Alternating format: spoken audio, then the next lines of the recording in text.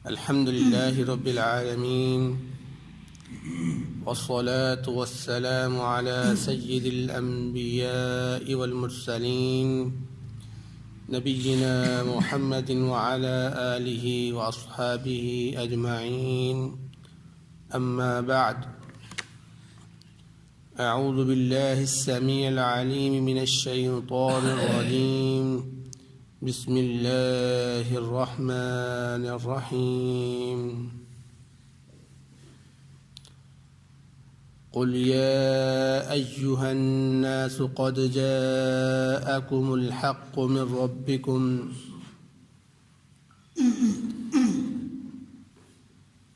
کہہ دیجئے کہ اے لوگو، تحقیق تمہارے پاس تمہارے رب کی طرف سے حق آ چکا ہے.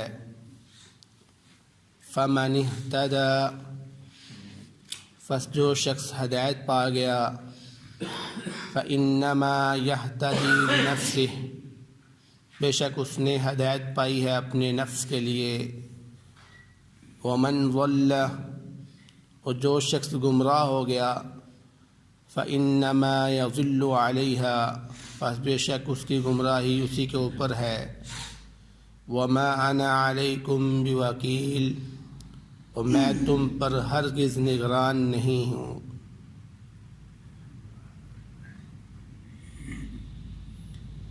سورۃ یونس کی آیت نمبر 108 آپ کے سامنے تلاوت کی گئی ہے.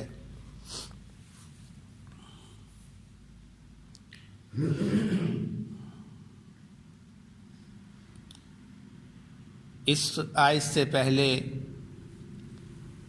اللہ رب العزت نے تمام یہودیوں کو، تمام عیسائیوں کو اور اسی طرح مشرکین مکہ کو اسلام کی دعوت دی، ان کے اعتراضات کا جواب دیا اور ان کے آگے دلائل پیش کر کے اسلام کو اور محمد صلی اللہ علیہ وسلم کی رسالت کو ثابت کیا.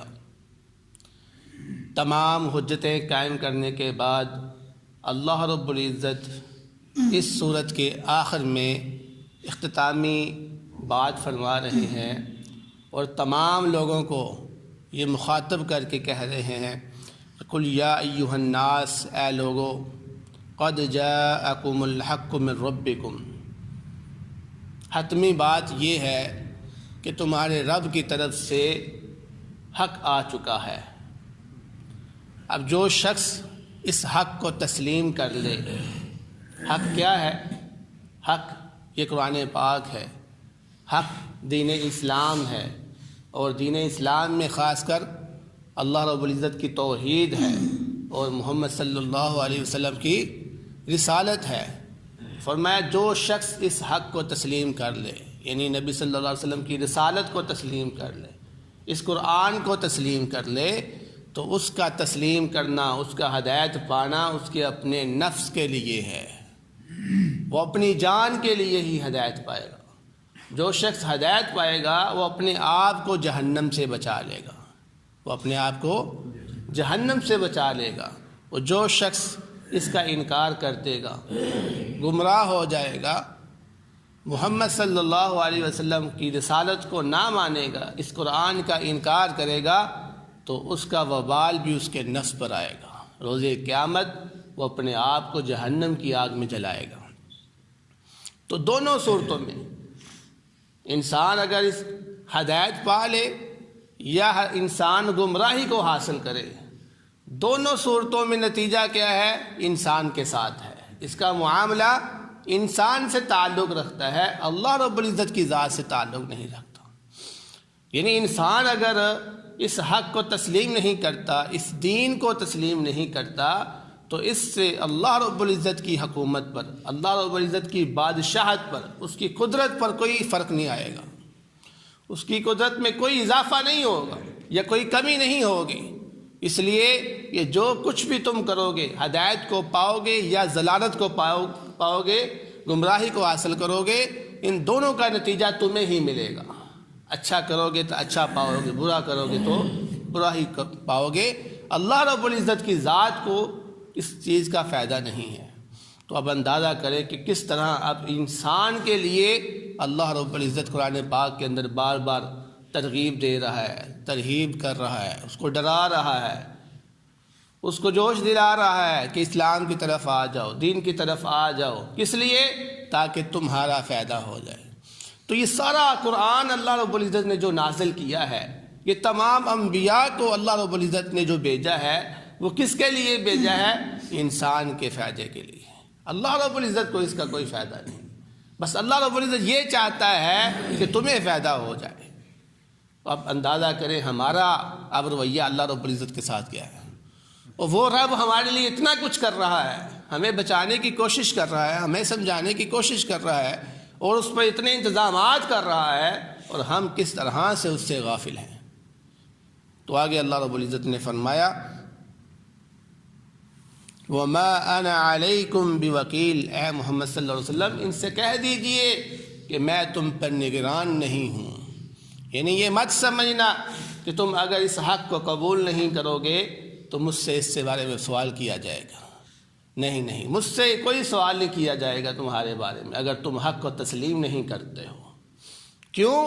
کیونکہ میں تو صرف داعی ہوں، دعوت دینے والا ہوں، میں مبلغ ہوں، اللہ رب العزت کا پیغام پہنچانے والا ہوں، میں نذیر ہوں، جو نافرمانی کرتے ہیں ان کو ڈرانے والا ہوں، اور میں بشیر ہوں، جو اللہ رب العزت کی فرما برداری کرتے ہیں ان کو خوشخبری دینے والا ہوں۔ میرا کام اس حد تک ہے، بس میرا کام تم لوگوں کو مسلمان کرنا نہیں ہے، تم لوگوں کو ہدایت دینا نہیں ہے۔ یہ ہدایت کا معاملہ اللہ رب العزت کے پاس ہے، میرے پاس جو ذمہ داری ہے اس میں صرف تمہیں پیغام پہنچانا ہے۔ مجھے ہرگز یہ حکم نہیں دیا گیا کہ ان لوگوں کو مسلمان کرنا ہے جس طرح بھی ہو۔ فرمایا وَلَا تُسْأَلُ عَنْ أَصْحَابِ الْجَحِيمِ، جہنمیوں کے بارے میں آپ سے سوال نہیں کیا جائے گا کہ آپ کی قوم جہنم میں کیوں گئی۔ نہیں، اللہ کے نبی صلی اللہ علیہ وسلم فرماتے ہیں نہیں، یہ میری ذمہ داری نہیں ہے، یہ میری ذمہ داری نہیں ہے، میری ذمہ داری صرف پیغام پہنچانے کی حد تک ہے، وہ میں پیغام آپ تک پہنچا رہا ہوں۔ آخری آیت جو اس صورت کی ہے، یعنی آخری سے پہلے اللہ رب العزت نے تمام لوگوں کو دو ٹوک بات بتا دی کہ بات اصل میں یہ ہے، حق آ گیا ہے، اب جو چاہتا ہے ہدایت کو قبول کر لے، جو نہیں چاہتا وہ گمراہ ہو جائے۔ ان دونوں چیزوں کا فائدہ یا نقصان آپ کے لیے ہے۔ اب آخری بات اپنے نبی حضرت محمد صلی اللہ علیہ وسلم کے لیے اللہ تعالیٰ فرما رہے ہیں، اور وہ کیا ہے؟ وَاتَّبِعْ مَا يُوحَىٰ إِلَيْكَ، اے نبی صلی اللہ علیہ وسلم آپ نے کیا کرنا ہے؟ آپ کی طرف جو بھی وحی کی جاتی ہے آپ نے صرف اس کی پیروی کرنی ہے۔ کیا وحی کی جاتی ہے؟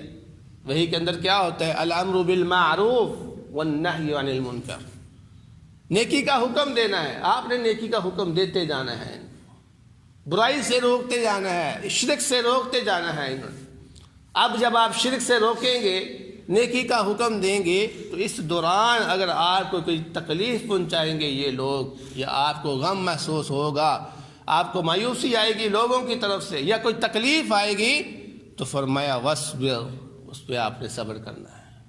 دو کام بتائیں، دعوت نہیں چھوڑنی آپ نے، دین کا کام نہیں چھوڑنا، تبلیغ نہیں چھوڑنی، اور دوسرا کام اس تبلیغ کے اندر جو بھی آپ کو تکلیف آئے گی اس پہ آپ نے صبر کرنا ہے۔ کب تک صبر کرنا ہے؟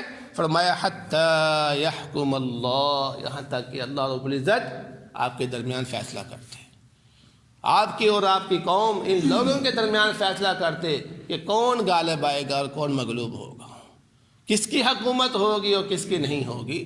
جب تک یہ اللہ رب العزت فیصلہ نہ کر دے آپ نے یہ کام کرتے رہنا ہے۔ فرمایا وَهُوَ خَيْرُ الْحَاكِمِينَ، اور وہ فیصلہ کرنے والوں میں سے سب سے اچھا فیصلہ کرنے والا ہے۔ اللہ رب العزت سب سے بہترین فیصلہ کرنے والا ہے، اس لیے اللہ رب العزت نے جو آخر میں آپ کو بات کہی ہے اس پر عمل کریں، آخر میں جو آپ کو نصیحت کی ہے اس پر عمل کریں۔ تو اسی کے ساتھ ہمارا اس سورۃ یونس کا آخری درس ختم ہوتا ہے۔ دعا ہے اللہ رب العزت سے جو سنا ہے جو سنایا ہے روز قیامت ہماری کامیابی کے لیے اس کو قبول منظور فرما لے۔ بہترین صدقہ جاریہ حاصل کرنے کے لیے اس ویڈیو کو لائک، کمنٹ اور شیئر کرنا مت بھولیں۔